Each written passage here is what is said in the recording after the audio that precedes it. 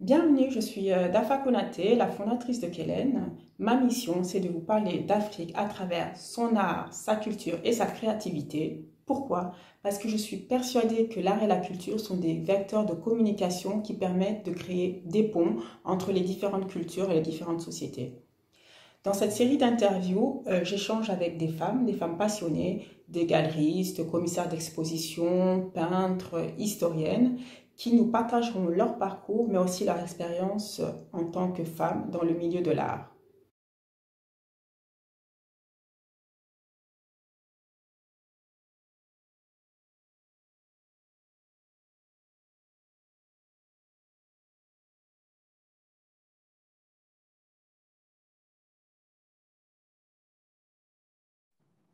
Bienvenue à tous, bienvenue pour cette nouvelle interview. Aujourd'hui, on reçoit Massira Touré. Massira Touré est une femme qui a plusieurs casquettes. Elle est artiste peintre, fashion designer, fondatrice de Agency. Elle va nous dire tout à l'heure ce que c'est. Elle, elle est elle est diplômée du Conservatoire des Arts et Métiers de Bamako. Donc voilà, donc je trouvais intéressant d'échanger avec elle, qu'elle nous explique un petit peu son parcours et ce qu'elle fait aujourd'hui. Donc Massira, merci d'avoir accepté mon invitation et bienvenue.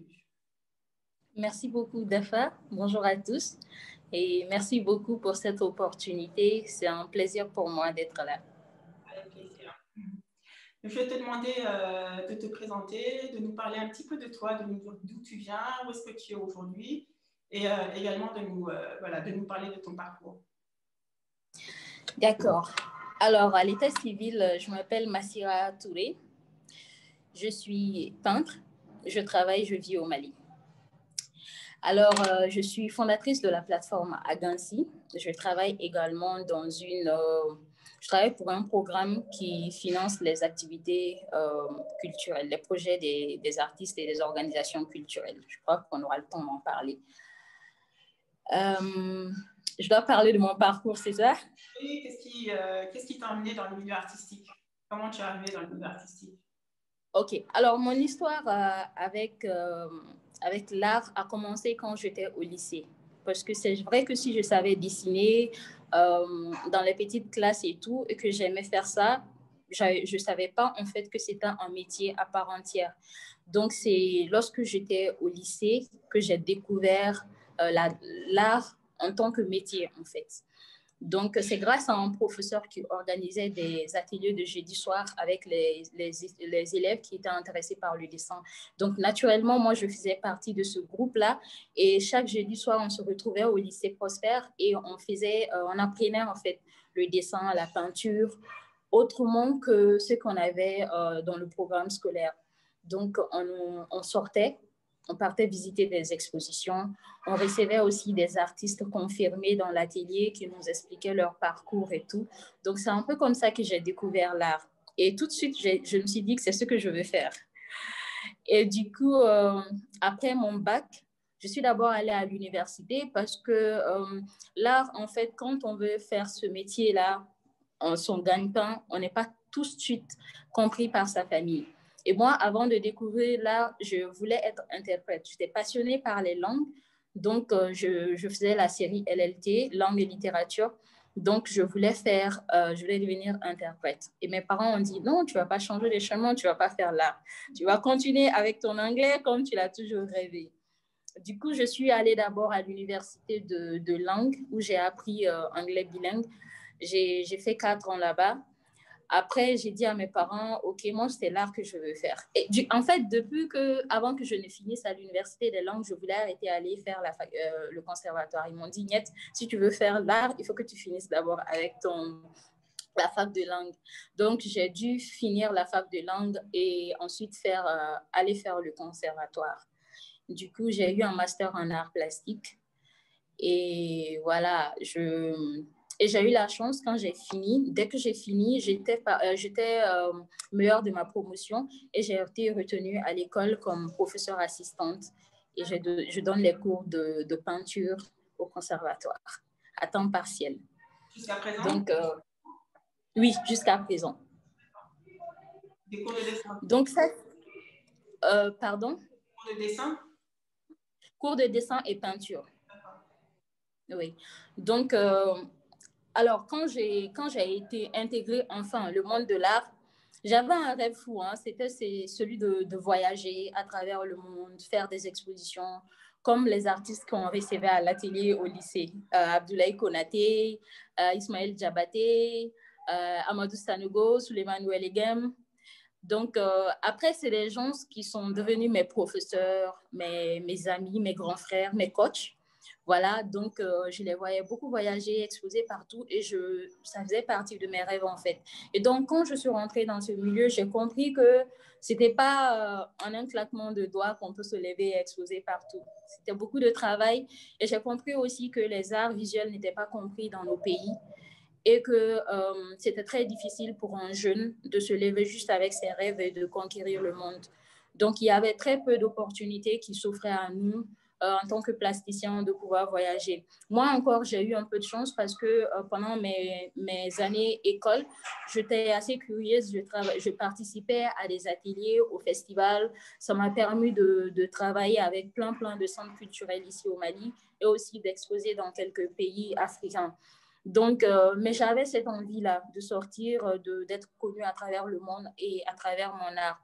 Mais il n'y avait pas assez d'opportunités. Les lieux d'exposition au Mali étaient pas nombreux.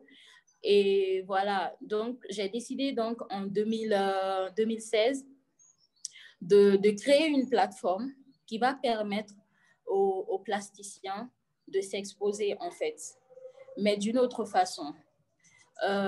D'où l'idée de créer Agansi. D'accord. Donc, c'est la D'accord. plateforme Agansi qui est une plateforme digitale. Digital, voilà, qui permet donc d'exposer, qui permet aux artistes en fait de montrer leur œuvre d'art sur le net. Donc voilà. Du coup, ça va faire quoi? Deuxième activité. Donc, toujours pendant mes années d'études au conservatoire, j'avais une autre passion, c'était de m'habiller de façon différente, en fait. De façon différente. Donc, je dessinais mes habits. Je les faisais confectionner par des tailleurs où je leur donnais des indications. Je dis, ah non, ça c'est vrai que c'est un modèle pour homme, mais moi je veux que ça soit adapté à ma robe, ainsi de suite. Cela a fait qu'à chaque fois que je portais quelque chose, les gens me l'arrachaient ou ils voulaient l'acheter. Souvent, quand je voyageais, je renouvelais mon sac, toute ma valise, je faisais les nouveaux habits et quand j'arrive, on me les achetait tous. Donc, je me suis dit que voilà, ça peut être quelque chose à exploiter et que le monde le monde de la mode aussi ne m'était pas indifférent. Donc, depuis 2013, en fait, j'ai commencé à dessiner des habits, à les réaliser. Et je travaillais à l'époque avec un collègue plasticien qui était aussi étudiant au conservatoire, qui s'appelle André Dolo, qui est un super couturier, qui comprenait en fait ma philosophie. Donc, je dessinais tout le temps des modèles et je lui faisais exécuter et ça partait tout de suite. D'où l'idée de vraiment faire de la mode, en fait, faire du prêt-à-porter et qui est confectionné localement, voilà, avec des compétences du Mali, aussi avec des produits du Mali. Donc, c'est comme ça qu'est venue l'idée de créer une maison de couture. Donc, voilà, c'est ce qui m'amène aussi à faire de la mode. Donc, ça va faire quoi? Troisième activité. Comment s'appelle ta marque? Akala. Akala. D'accord. Et on peut la trouver sur les réseaux sociaux, sur Instagram? Sur les réseaux sociaux, oui. Akala, on a une page. Et alors, toutes ces activités, ça fait que c'est devenu très, comment on appelle ça, ça devenait un peu beaucoup, le fait de se retrouver en train de faire des tableaux régulièrement, en train de donner les cours, en train de travailler sur une plateforme, ainsi de suite. Donc, c'est devenu à un certain moment donné trop. Et j'ai décidé en fait de les mettre ensemble et aussi de mieux me structurer. Ce qui m'a Et depuis 2013, j'avais cette idée-là parce que je me voyais en fait en train de faire ces activités-là ensemble, mais de façon organisée. Donc, en 2015, j'ai créé une entreprise qui s'appelle We Do Design. Ah ben ça, je ne savais pas. Voilà, tout à fait. Ça s'appelle We Do Design. Donc, c'est comme quand tu dis en anglais We Do Design. Voilà. Donc, j'ai créé We Do Design en 2015. C'était le moyen pour moi de vraiment formaliser tout ce que je fais comme activité et toutes les activités que je viens de citer, de les mettre aussi à l'intérieur de cette boîte-là. Voilà, pour mieux les coordonner. Donc, c'est pour ça que quand vous partez sur les réseaux sociaux, vous allez trouver Akala, mais pas tout court. Vous allez trouver Akala by We Do. D'accord. Voilà, parce que c'est un service de We Do Design. Donc, voilà. Donc, il y a Akala, il y a Agansi. Donc, voilà, Agansi. Donc, ce sont des services, en fait, qui relèvent de We Do Design. Donc, voilà. Donc, c'est un peu la boîte que je dirige, en fait, aujourd'hui. Et au fil des ans, je me suis fait épauler par d'autres personnes. Ça veut dire que We Do Design aujourd'hui tourne c'est pas moi seule. Je travaille en permanence avec trois personnes, voilà. Donc, qui même quand je suis pas là, travaillent en fait sur les différents projets que nous avons en cours. Et du coup, il y a aussi, quand on nourrit le rêve de faire, j'ai compris à travers ces années aussi que ma passion, c'était pas seulement la création. Je crois que j'ai aussi l'envie d'aller au-delà de ça. Parce que ce qui nous manque généralement, nous, artistes plasticiens, c'est d'être à l'aise avec tout ce qui est papier, tout ce qui est structuration, voilà, administration, tout ce qui est aussi connexion à l'extérieur. Je le disais même ce matin en discussion avec un ami, je disais que quand on prend un exemple, hein, quand on prend quelqu'un qui fait de la coiffure, tu essaies de visiter sa page Facebook, tu trouveras que c'est très, très organisé, c'est beau, c'est bien géré. Mais quand tu prends la page d'un plasticien, en tout cas dans mon environnement malien, tu, tu te perds, tu ne comprends pas bien. Et on est en face d'un monde où tout le monde est sur les réseaux sociaux, tout le monde est sur le net. Mais les plasticiens sont des gros bosseurs. Les plasticiens sont des travailleurs, ils sont tout le temps dans leur atelier et les gens ne savent pas forcément ce qu'ils sont en train de faire. S'ils n'ont pas l'aide d'un agent qui vient faire sortir ce qu'ils sont en train de faire, ils sont souvent renfermés sur eux, dans le monde de l'art, entre guillemets, comme on a l'habitude de le dire. Et moi, à travers les initiatives que je prends, mon ambition, en fait, c'est de connecter le monde de l'art au reste du monde. Voilà. Et j'ai compris que le reste du monde se trouve sur Internet. Donc, du coup, voilà pourquoi Agansi a décidé de mener ses activités sur Internet, pour mieux connecter les artistes, pour mieux faire connaître leurs œuvres et aussi pour faciliter la vente et l'exposition des œuvres d'art. C'est vrai que les artistes sont...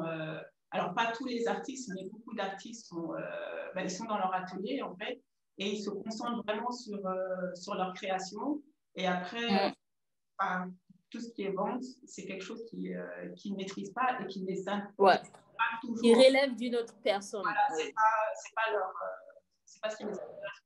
Donc, c'est vrai que c'est très intéressant d'avoir quelqu'un qui peut faire ça pour eux. Ouais. Tout à fait.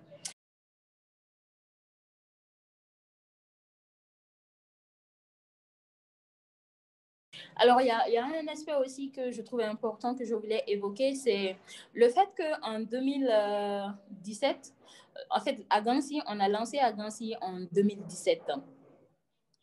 Et je crois qu'une de tes questions, c'était de savoir ce que c'est qu'Agansi, on peut te parler en profondeur d'Agansi.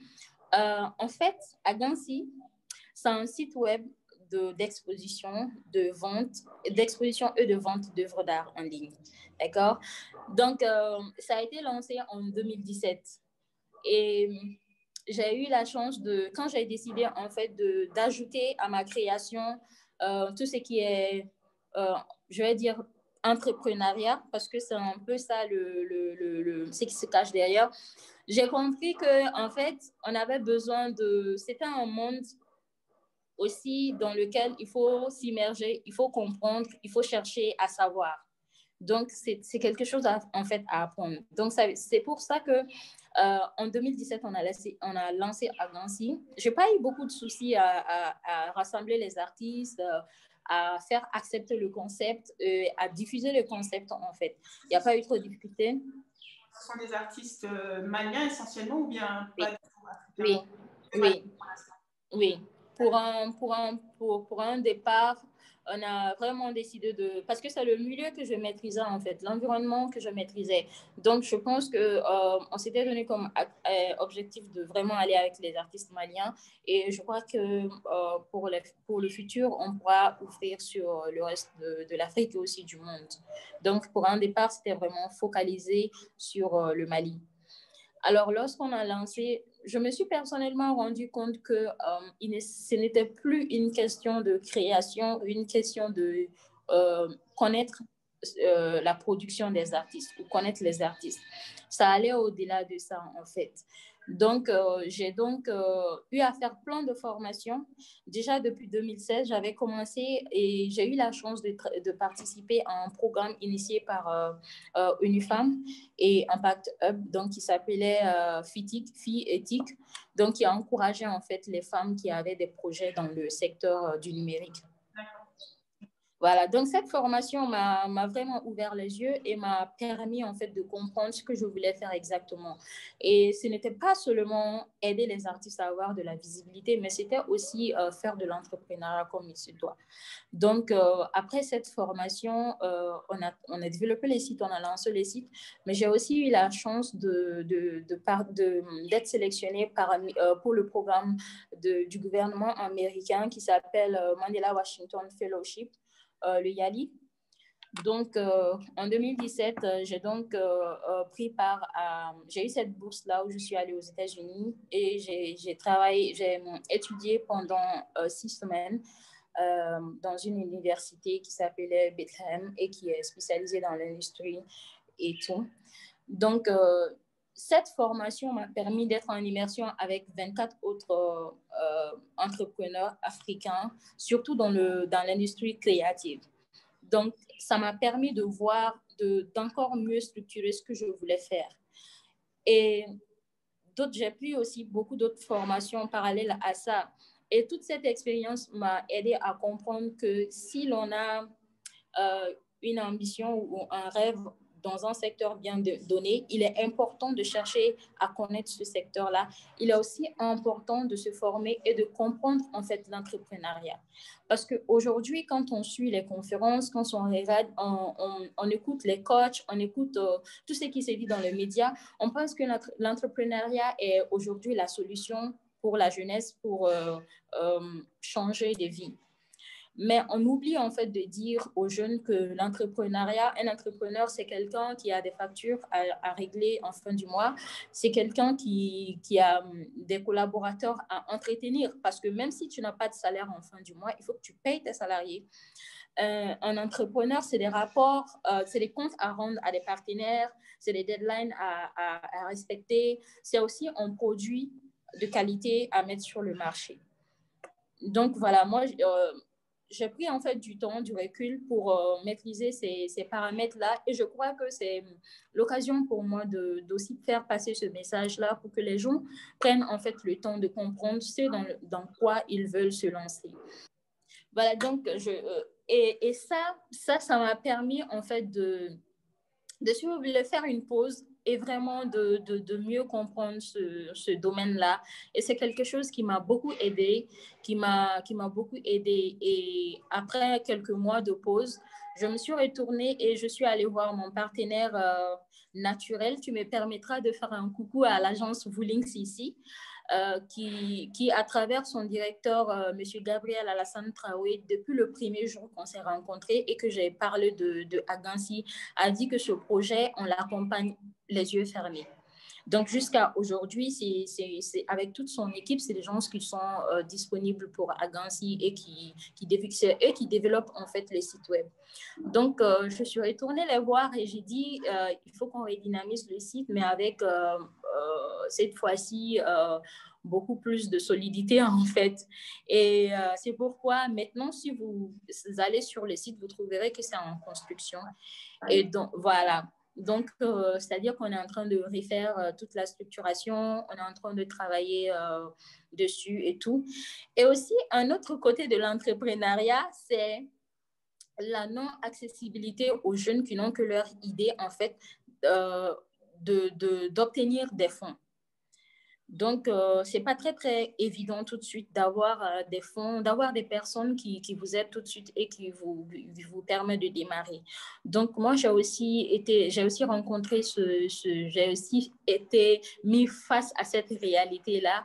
Et donc, je me suis dit, OK, je vais prendre le temps de travailler, de faire des économies et m'investir sur ma passion.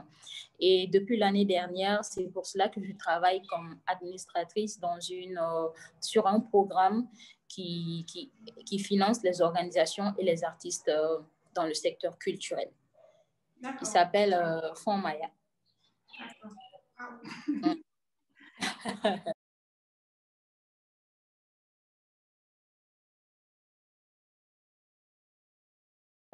Pour toutes ces activités, est-ce que tu as encore le temps de peindre, toi? Oui, en fait, j'ai pas trop le choix. Ah, je te vois plus. Je crois que j'ai pas trop le choix. J'ai pas trop le choix. La peinture, c'est après tout quelque chose qui me passionne. Et comme je l'ai dit, avec toutes ces activités, ce que j'ai tout de suite compris, c'est que je ne pourrais pas tout faire toute seule. Ouais, non, c'est sûr. Donc, voilà, c'est pour ça que je me suis fait entourer d'une équipe qui travaille de façon permanente sur le projet. Donc, que ce soit à Gansi, à Kala, que ce soit d'autres choses que je fais, je ne suis pas toute seule. J'ai une équipe de 3 personnes qui m'épaulent, donc qui sont tout le temps en train de travailler, même si je voyage ou que je suis au bureau ou que, voilà, quand je ne suis pas là. Donc, voilà. Est-ce que tu as des expositions? Est-ce que tu exposes toujours? J'expose moins. J'expose moins, je participe moins aux expositions, mais je vends, voilà, quand je fais mes œuvres, j'ai des clients qui sont en tout cas fidèles à ce que je fais. Donc, je les vends et je collectionne beaucoup mes travaux. D'accord. D'accord, super. Alors, j'avais des questions aussi, du coup, par rapport au sujet de ces interviews, à savoir les femmes dans l'art. Donc, je voulais savoir quelle est ton expérience en tant que femme dans le milieu de l'art à Bamako. Tout à l'heure, tu parlais de Abdoulaye Konaté, Amadou Sanogo, voilà, que des artistes hommes. Du coup, c'est vrai que ce sont des artistes connus, des artistes hommes. Donc, quelle a été ton expérience auprès de ces hommes et dans le milieu en général? Alors, premièrement, le monde de l'art, quand on parle de profession, moi, je ne me vois pas tout de suite comme une femme ou comme un homme en termes de carrière ou en termes de travail. D'accord? Donc, je me dis déjà que qu'on soit homme ou qu'on soit femme, quand on a des rêves, il faut foncer, il faut y aller. Voilà. Donc, moi, je ne me vois pas forcément comme une femme quand il s'agit de travailler. Donc, ça, c'est ma philosophie. Quels sont mes rapports avec les artistes connus, hommes dans le milieu? J'ai des très bons rapports avec eux. Abdoulaye Konaté, c'était mon directeur d'école. Il m'a aussi enseigné, c'était mon professeur aussi. Et j'ai eu cette chance-là. Il m'a enseigné la peinture. Et Amadou Sanogo est un grand frère, un coach et un super pote à moi aussi. Et plein d'entre eux sont mes potes aussi. Donc, on s'entend très bien. Et le fait que j'ai ce profil de femme-là dans ce milieu et que les femmes ne sont pas tout le temps impliquées dans ce milieu font qu'ils me chouchoutent beaucoup. Ils aiment beaucoup le fait que je sois déterminée dans ce que je fais et que je travaille beaucoup. Donc, ils m'encouragent tous. Maintenant, femme et carrière artistique, moi, je trouve que dans nos pays où la tradition aura là beaucoup plus de force que la tradition de l'art visuel. Être peintre est très difficile, et pour un homme et pour une femme, parce que ce n'est pas très, très compris, en fait. Donc, c'est difficile déjà pour les deux, pour tout le monde. L'accès au marché est difficile pour tout le monde.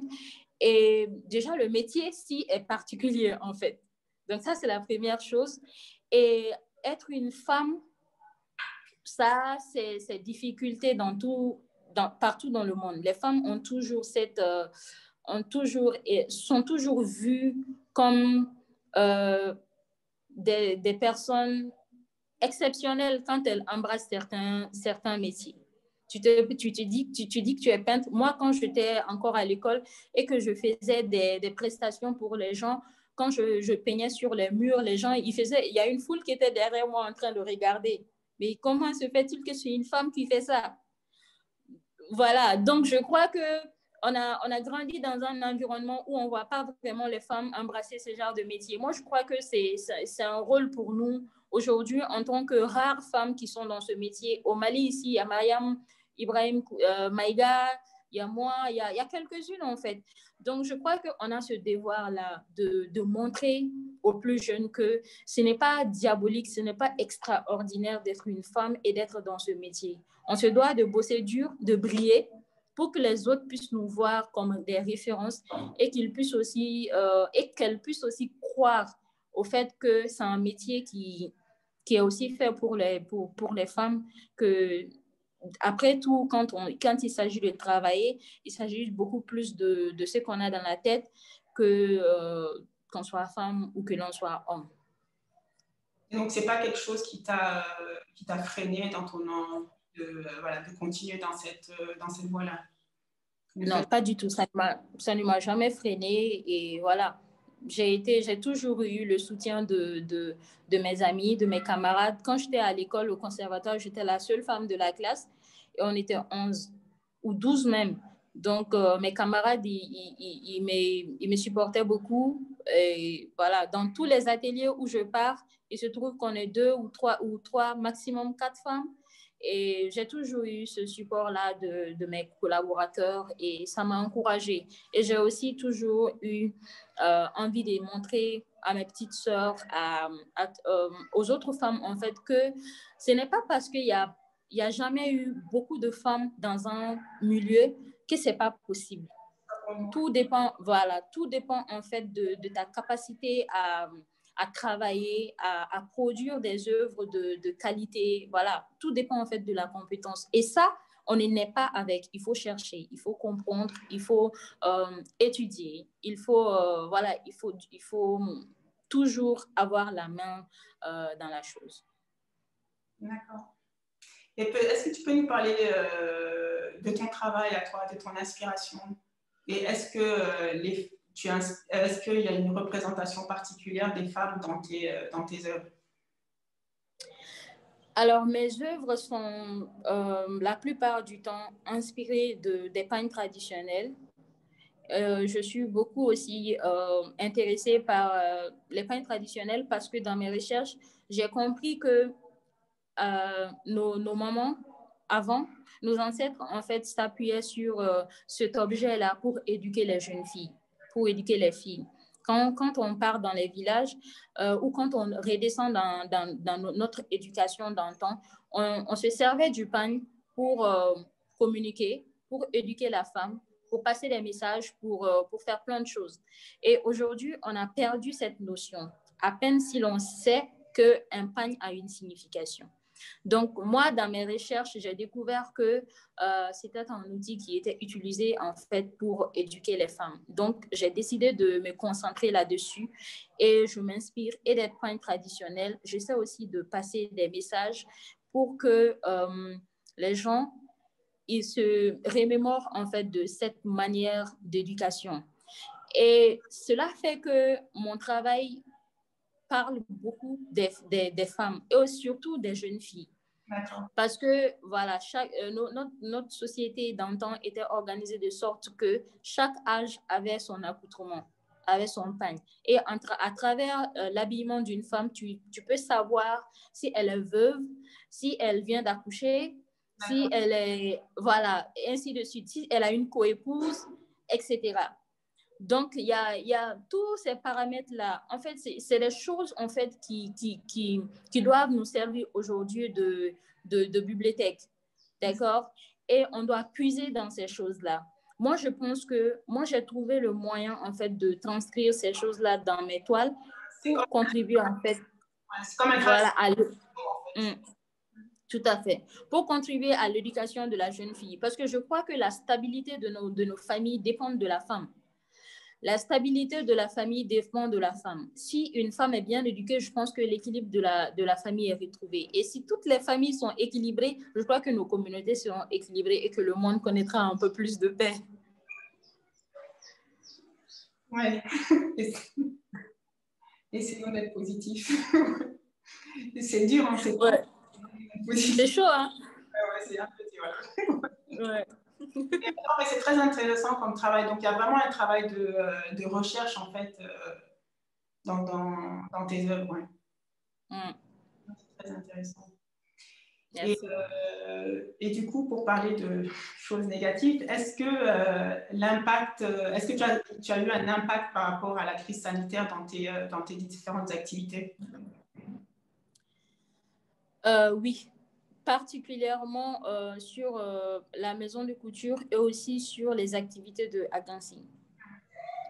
Voilà, parce que nous avons fait plein de planifications. Nous avons travaillé toute l'année 2019 à pouvoir relancer le site, en tout cas cette année, et de faire et des expositions en ligne, mais aussi des activités physiques. Mais lorsqu'il y a eu la crise, ça a commencé petit à petit à ce que des événements sur lesquels nous avons planifié d'aller commençaient à être annulés. Voilà, beaucoup d'événements annulés pour nous qui a vraiment été un coup dur. Et ensuite, beaucoup de collaborations en fait à distance qui se sont vues repoussées. Et actuellement, avec l'ampleur de la crise, on ne sait même pas quand est-ce que les choses vont reprendre. Donc, c'est vraiment compliqué. Mais je crois que cette crise nous aurait appris aussi à être résilients. Donc, on essaie de tenir dans tous les cas. Et notre matière première, c'est la création artistique. Et je crois que quand on vit, on n'arrête pas de créer. Donc, on continue de travailler et actuellement, on a une dizaine d'artistes en fait qui sont en train de créer des œuvres uniquement pour la plateforme. Et si tu veux, on a changé de configuration par rapport aux activités qui devaient rentrer dans notre lancement et on a essayé de reconfigurer la chose et actuellement, on a déjà l'aval de 10 artistes qui sont en train de créer pour nous et je crois qu'avec la nouvelle formule, nous n'aurons pas assez de difficultés à lancer la plateforme, à réouvrir la plateforme. Là, vous le prévoyez un lancement pour 2021? Oui, tout à fait. D'accord. D'accord. Ben, merci. Et aussi par rapport à la maison de couture, c'est beaucoup de commandes que nous avons qui devraient être expédiées sur l'extérieur avec les fermetures de frontières. Aussi, la crise politique qu'on a eue ici au Mali n'a pas tellement aidé. Donc, on essaie en fait de tenir malgré et de nous adapter. Bien sûr. D'accord. Ben, merci beaucoup, Massira. J'étais ravie de discuter avec toi et puis impressionnée par tout ce que tu fais. Merci beaucoup, c'était un plaisir. Je te souhaite une bonne continuation pour toutes tes activités. Merci beaucoup. Merci, Dafa. Et bon vent à Kélé. Merci.